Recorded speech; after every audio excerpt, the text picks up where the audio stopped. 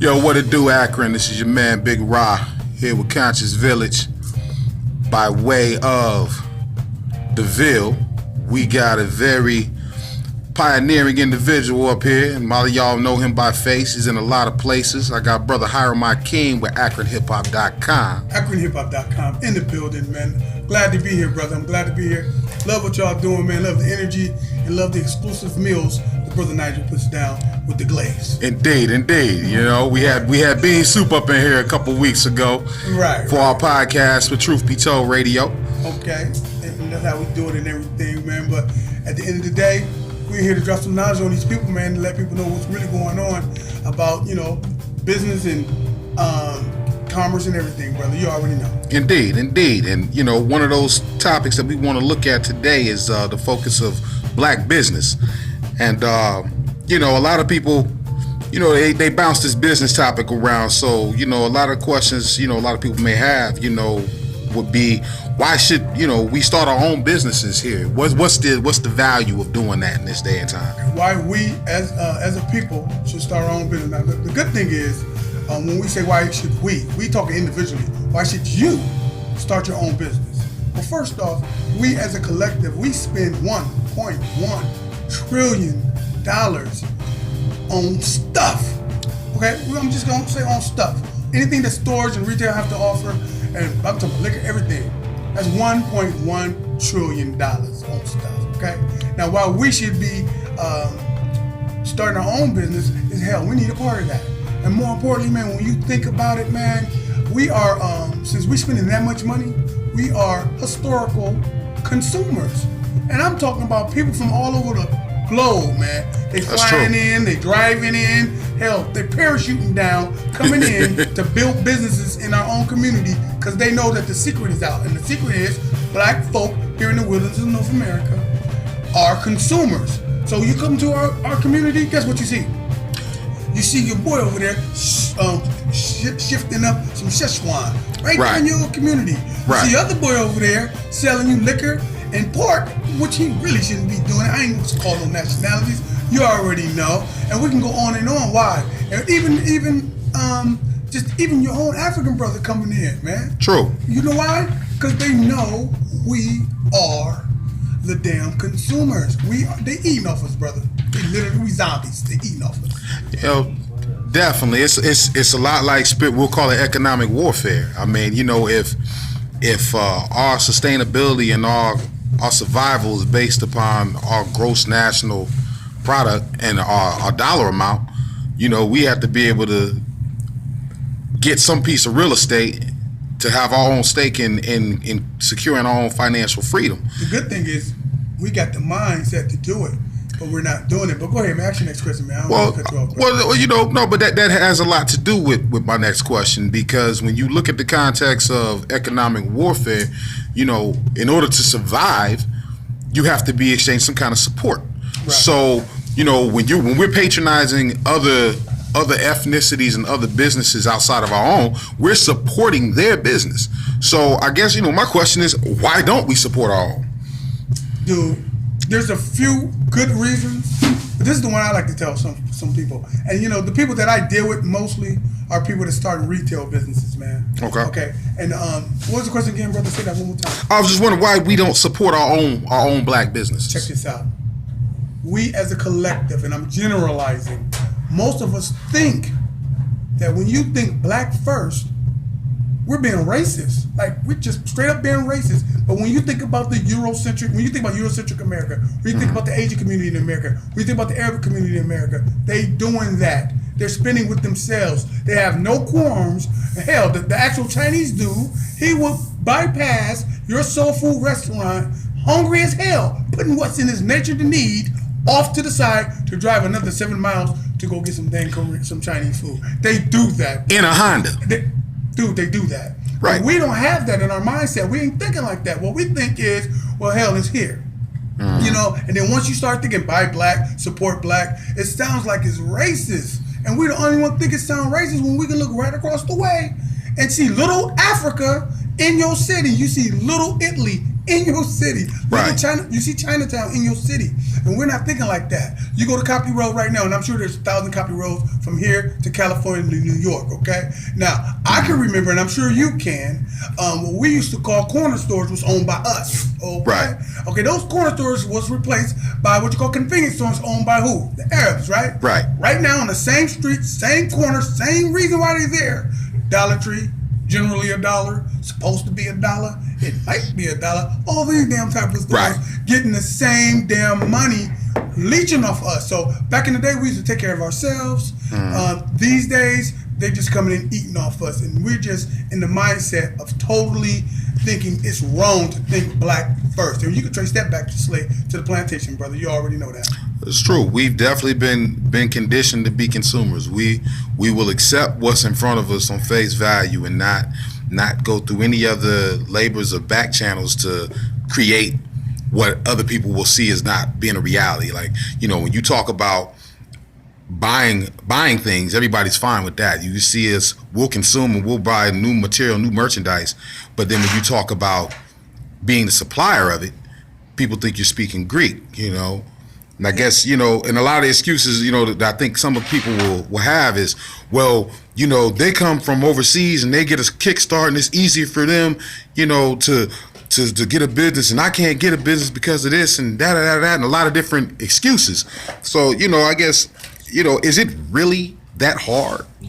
Is it really that hard to start a retail business? Hey man, you know what? That's a good question, because taking you back to when you were saying the brothers coming over here on the boat, coming over here on a submarine, coming over here on the inner tube, however the hell they fly, however they got here, tight and everything, they coming in here with a program to start business. Okay, but here's the funny part: what they coming in with is the know-how and the knowledge that these Negroes are going to patronize our business. Exactly. That's why they're coming over here in inner tube shoes and all this stuff and making it the best way they can, because they know they're going to come up.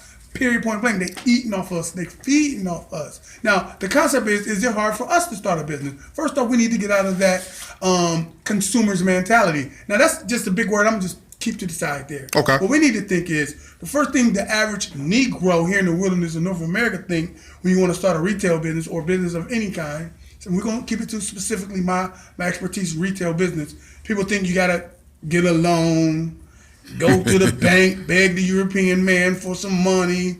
You got to write up a business plan to show the person what you're trying to do. Get a Kickstarter. And all this here stuff. When really, when you look up the word commerce, it's to buy and sell on a larger scale. Take the larger scale, kick it out. We need to think independently, smaller. Commerce is what it is. We're buying and selling. Okay, now when you think about, is it hard to do it for us? The mentality is, I need a couple of racks. I'm going to make a store in my hood. Think of that. I'm making a store in my hood. Well, you got the damn Dollar Tree in your hood, right? And now look, people will drive from Delia. They would drive from, what is that down there? What is that, Maple Street? They would drive all the way, all points in between to make it to Copy Road to go to the dollar store, right? Right. A lot of these people don't have cars, okay? You telling me if I don't make maybe $1 or might be $1, just beneath $1 or less, you telling me, Brother Nigel, you putting together our resources, getting the know-how, getting the same toilet paper that the Eurocentric man gets from the Asian man from across seas is business, brother. You telling me we can't put a dang on little dollar store, little convenience store, little corner store back in our communities like that? We can't, but we think it's $1 million. What I look like writing this is what we're going to do to Brother Nigel. I ain't gotta write that to him. I gotta tell him if he think it's if he interested, he just gonna break me the bread, right? That's true. Drug dealers will break you the bread, brother, and everybody trying to, I don't want to say wash money, but everybody trying to put something in some positive. You know these brothers, I know these brothers, right? Straight you up. can go to Brother George over there who's sitting on a bag, sitting on it, right? Right. And tell him what you're trying to do, and he'd like the attempt. 9 times out of 10, private investor. Come on, primary financier, baby. Now he might want that money quicker, so you have to talk to that brother on this ain't the dope game, bro. And this is something else. As you bring that up, and I think, like you said, a lot of brothers look for that quick turnaround, that return on investment. They want it right then because of the hustles that they've been used to. Right. So, in order to be a successful entrepreneur, or a retail merchant or proprietor, you have to have a certain mind frame. You have to have a certain mentality. So if we can touch on that a little bit, what are some of the keys that you feel? What are the bad habits that we have to get rid of in order to truly make it successful out here? Well, first off, man, we're gonna take it from a vendor's perspective. I know people, people with a whole bunch of stock that they only bring out in the summertime or different events and stuff. Right. They're halfway there. Now, I don't look down on the vendor because they have a specific niche that they sell their stuff. Right. But for some of those vendors, they believe there's no need to open up a business year round. Maybe because they've been told that what they're about to sell, their wares and their merchandise, is not conducive to legitimate sales year round. Maybe some niche stuff. But Right. I'm here to tell you, I propose, if you're there, think about it, if you're there all year round, I'm sure you're going to sell something in October. True. Because you're there, you got to wait for the summertime. So I think the main thing is to know that people will support, but you have to have a realistic idea on how much people will support. Don't be jumping in and be thinking, I want to make $1,000 every day. We're talking retail on Madison, okay? Let's just Right. be 100%, right? You gotta have You're thinking, projections. I'm going to make $1,000 a day. And here's the thing, man. Here's a little nook and cranny I'm going to give you, man. So you start your own business. You on Madison, you know what I'm saying? And you selling, hey, yo, Nigel, what you selling on Madison? What you selling? T-shirts, chips, pop, what convenience stuff, right? Yeah. Okay, that's what, you wouldn't sell anything other than that, right? No, I'm not gonna be selling electronics here. You might sell some cell phones and stuff too. It depends. Possibly some headphones. Right. Auxiliary cables, whatnot. Okay, but that's smart. People need to think like that. See how he wasn't even thinking. This is a professional chef and he owned this business. Right. I just asked him naturally what type of stuff he would sell on Madison, and he came out with a whole damn inventory, right? So what do? We take that concept and we apply it to physical sales and physical gesture. Now here's the thing. Let's say, Brother Nigel, and I'm sure you know, I know you know this. We keep our books like we really supposed to keep our books. If on Right. this day we make $500, you write that down in your book. On this date we make $500. Next day we make $600. Next day we make $400. Whatever, you chronicle those, right? Because here's the thing. To do business, you have to post increases. For business to be good, you post increases. So if I don't have no historical grid on what I've been doing, I don't know when it's time to close or not. Exactly. I have no clue, but that's what you're doing, and you're chronicling your success. So if we made $600 on this date, next year to this date, how much should we make to be a successful business? You'd have to make it 700. That's the way I see it. You can make 601. You post increase. At the end of the day, But 601 is a profit. So let's say if this is a new business, so you want to beat LY. LY is last year's sales today, right? So you want to beat LY. So if you don't have no history, you just beat LW. Last week. Then you beat LM. Last month. There you until go. you built a history to be able to post. Now, if you come in the game quickly and you can't even beat LW, and your whole history is, damn, you ain't post not one increase for the whole month, my first month, it's some serious thoughts you got to be thinking. And I look at it like this, man. Retail business and business ain't nothing personal about it.